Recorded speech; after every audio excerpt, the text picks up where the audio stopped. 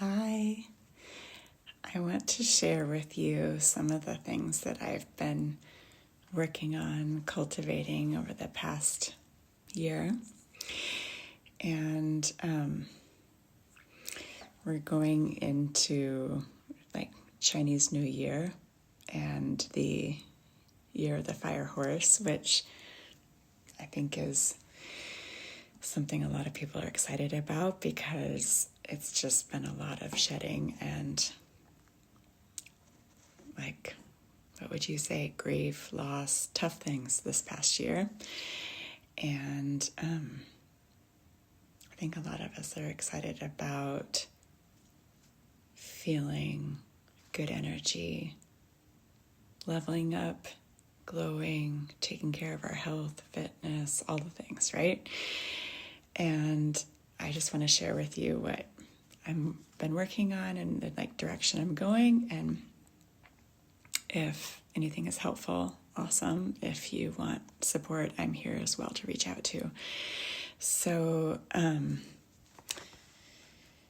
of the things that I've just from kind of researching longevity and quality of life, like feeling healthy and alive and good in your body. Brian Johnson is one that is 47, but according to biomarkers, if you get the fancy testing done, he supposedly registers at 18. He is one that's, put millions into reversing his biological age and really taking care of his health, and is, I think, an inspiration to a lot of people. Another guy that I've been following that is really influential in that space, Ben Azadi. He's lost hundreds of pounds and really up-leveled his health. I'm noticing more and more women are starting to do it. And one of the ladies that I've been really inspired by is Kim Anami. She's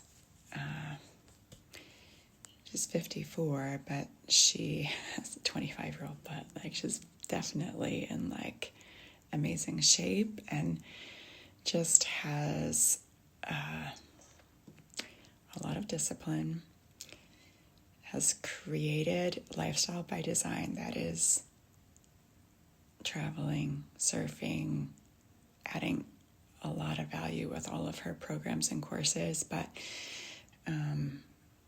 quality of life, right? And I've just been looking at, what are the things that work for me, and what is it that I can share with you? One thing that I thought was so valuable that Kim talked about when I did her VKF course last year is that she doesn't give nutrition advice. She's like, I've done everything across the board, from raw vegan, extreme vegan for years, to just eating fish, or you name it. Right now she's carnivore, and she's like, I listen to my body and I do what helps it feel best, right? And I just feel like that's such a valuable metric, right? The concern I see with a lot of the health experts that I see in this sphere is that it's so regimented. It's valuable to have routines and rituals, but it also it's our body has so much intelligence, and if we can listen to our body and trust it, that's humongous, right? So I'm similar, right? I've done raw vegan, created multiple courses shared with people that it's been really and it helped a lot of people from a vegan, vegetarian standpoint, adding in nutrients that way. at the moment, I'm carnivore, and that's really what's felt most nourishing to my body. That's how Kim Anami eats, and she looks fabulous, and it's just really fascinating how different it is for men and women. I've made the mistake of following the training plan, health plans of a guy and realizing it doesn't automatically work for a woman. Like, we have to listen to our body. It's so critical. And so what if if you were to work with me, if you were a client, I would really, my goal for you would be to strengthen listening to your own body, knowing what works best for you depending on the climate you're in, your energy demands, like long list of things, right? And that, was what was taught at the Institute for Integrative Nutrition school that I went to like 20 years ago, was that, there's not one right way. There are a lot of different ways, and they work for different people, and there's not one that's right or one that's wrong. The general things across the board are like staying away from processed stuff and sugar and, all the things that we know like intuitively aren't great. But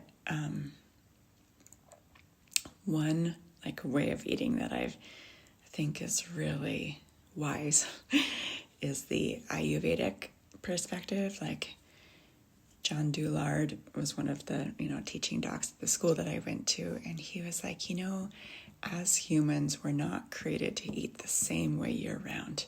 He's like, just like there's seasons, our body does well in adjusting to the seasons and what seasonal foods are available, right? So he kind of talks about eating more carnivore, higher fat, higher protein during the winter when your body is like cold and needs warming soups and thrives on having a little more protein and fat. And then he talks about in the springtime, our body wants to cleanse. Like, it's natural that we want to lighten up the extra weight from the winter, and eating less fat and more like plants, fiber, whatever, if that's what your body is like wanting, is like natural and normal, right? And during the summer when it's like warmer and more active, eating more fruits and vegetables and raw foods is just natural, and it's like something that often you notice your body thrives on, right? Like, there's more fruits available, there's more raw, fresh foods available. And in the fall, it's like all the squash, pumpkin, root vegetables, like more warming things, but more macrobiotic direction, right? So, all that to say, like, it's not like a hard and fast thing. It's a dynamic, body intuitive wisdom, right? Okay, I went off on a tangent. I mentioned Brian Johnson. The thing that he mentioned is the number one most important thing if you're wanting to reverse your biological age, like look and feel as youthful as you can for your age, is quality sleep. So dark, cold room, having a wind down routine, like for some it's maybe put your legs up the wall, do a yin yoga practice, listen to a meditation, maybe do some stretches, sauna, hot bath, something that calms down your nervous system where you just feel like letting go of the stress of the day. Some people like to journal to get their thoughts out so they're able to like not have the monkey mind when they lay down. Reading can be helpful. Anything that's not like a ton of screen time. And that just gets you sleepy, relaxed, de-stressing, snuggles, You guys have probably a good idea. I mean, in Ayurvedic practice, they have warm milk with turmeric and ashwagandha and a little bit of honey or saffron, herbs that nourish your body and help you sleep well. So that's the number one thing, right? Number two is having a morning routine. I practice Shivambu, tongue scraping, I try to incorporate all the Ayurvedic practices because they're valuable. Oil pulling, tongue scraping, brushing teeth, dry brushing, sesame oil shower, tablespoon of olive oil, tablespoon of apple cider vinegar with water, lemon with sea salt, hydrogen water, matcha or coffee with butter. If I, really wanting to take it up a level, the Jing herbs, Reishi Hoshuru, are amazing, being minerals. Then having a sacred start practice. So I do my little wake up routine and then sit down, have quiet time with God. So it's Kim and Ami talks about it, this Hu chant, chanting Hu. It tones your vagal nerve, which brings you out of parasympathetic into sympathetic nervous system.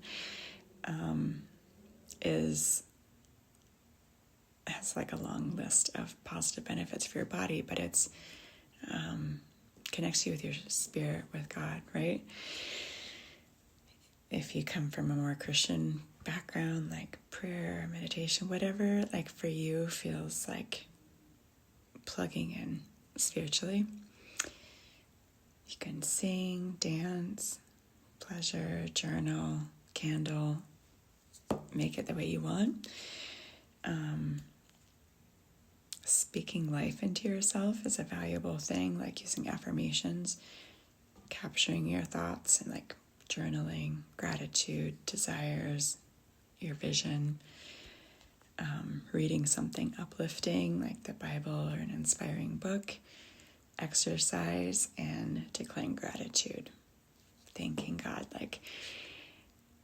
Esther Abraham Hicks, she talks about the 5 things you must do every morning, and it was 15-minute meditation, just sitting in silence, positive aspects journal, writing down all the positive things that you're grateful for, trains your brain to look for positive, attracts more positive in your life, going outside, appreciating the nature, everything, and thanking God, right? Acknowledging God's positive attention on us, and just that we're not alone and we do have a protector and someone that cares about us, right? So Sacred Start, I have a number of mentors I've worked with that have all put their own spin on it and just talked about, it can take you from feeling frazzled to feeling calm in your days, right? So it's definitely valuable. Then movement. So it was sleep, morning routine, Sacred Start, movement. If it's summertime, if I lived in a warm place, I'd probably exercise first and then eat. If you're in a cold climate, you listen to your body. There's, it's one of those things that your body is wise. You got to trust it. But I was, last year I was going for 10,000. Right now I'm going for 15,000 steps a day. Either run, bike, swim, walk, some version of movement.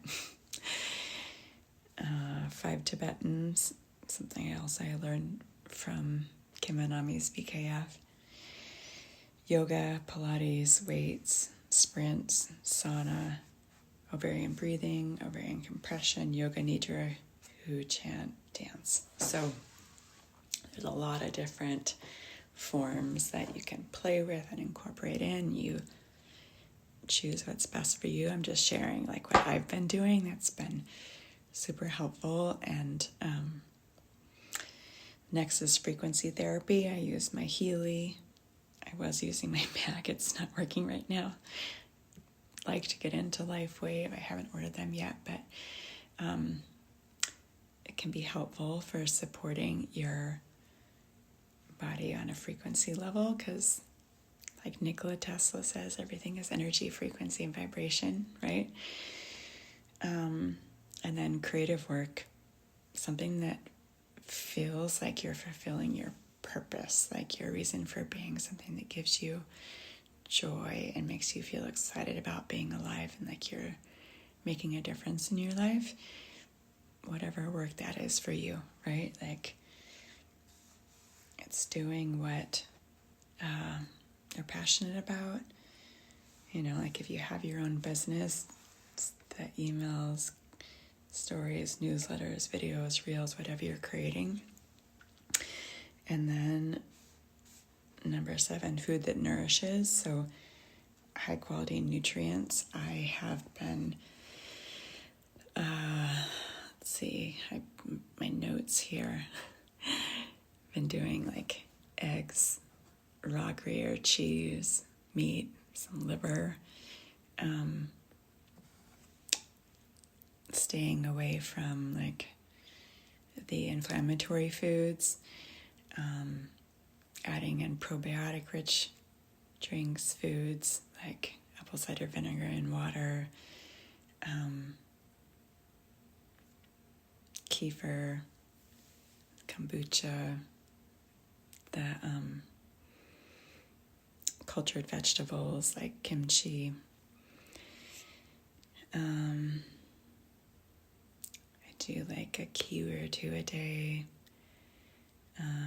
Fish, avocados, olives, olive oil, coconut oil, butter, a little raw honey, cinnamon, sometimes with good quality yogurt.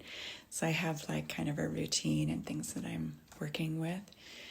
I know there are people that stick to plant-based. I've done it before. There's not one right way. You got to listen to your body and feel it out, figure it out for you.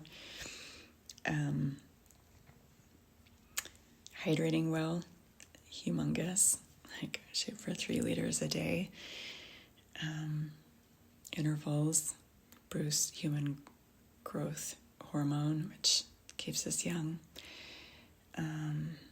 Lifting weights, hot cold therapy, time in the sunshine between 10 and 2 or 12 and 2. Pleasure, play, anything that de-stresses you, makes you laugh or feel happy. Like Kim Anami's courses are really advocating that. And then back to the good sleep. So I just wanted to take time to go through all of this and then invite you. I realize that the knowledge is like 10, maybe 20% of the equation. And it takes the discipline of creating the habits and making it happen. And if you're interested in working with me, I would be honored to be your guide and coach and encourager and work together. Reach out. I have the link in my profile, and I would love to share with you. I think that this year is going to be a good one, and these are some things that help us to step into that next level of being our best self, right? So I hope this has been helpful. Reach out, leave a comment, tell me what has been helpful for you or what your dreams are for this coming year. Thank you.